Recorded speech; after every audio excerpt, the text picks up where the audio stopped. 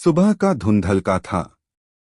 America की ठंडी हवा खिड़की के कांच से छनकर कमरे में आ रही थी।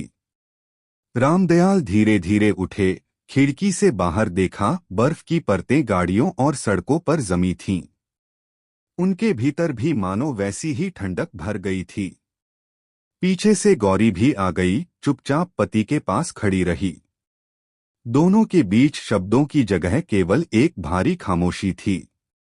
नीचे किचन में से आवाजें आ रही थीं।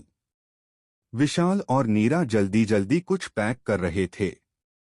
जब वे नीचे पहुंचे तो देखा, दोनों यात्रा बैग बंद कर रहे थे। विशाल ने सीधा कहा, हम इस वीकेंड पर बाहर जा रहे हैं। आपको घर पर रहना होगा।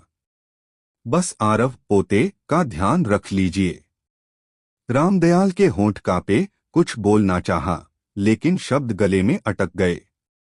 गौरी ने हल्की मुस्कान देकर सिर हिलाया, पर उसकी आंखें नम थीं। दिन भर वे घर पर बैठे रहे। बाहर बर्फ गिरती रही और भीतर समय थमसा गया। आरव खेल में मग्न था, लेकिन दादा दादी के दिल में अकेलापन और गहरा होता जा रहा था।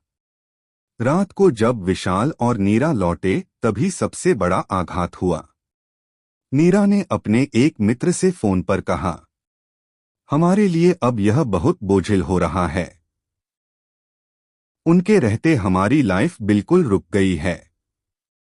गौरी वही पास खड़ी थी।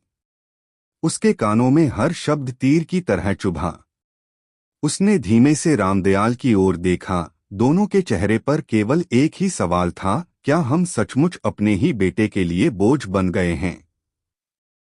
अगले दिन सुबह का नाश्ता करते समय हालात और बिगड़े। नीरा ने बिना किसी संकोच के कहा, यहाँ का सिस्टम अलग है। यहाँ हर किसी को अपनी लाइफ जीनी होती है। आप लोग गांव की तरह मत सोचिए।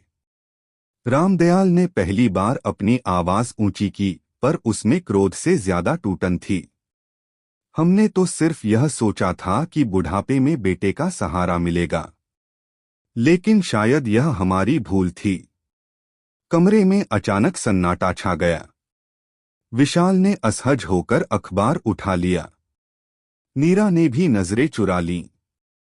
उस रात गौरी रोते रोते तकिए में मुंह छुपा ली। हमने जिन रिश्तों पर जिंदगी भर गर्व किया, वही रिश्ते हमें अब शर्मिंदा कर रहे हैं। रामदयाल ने उसका हाथ थामा, पर उसके अपने हाथ भी कांप रहे थे।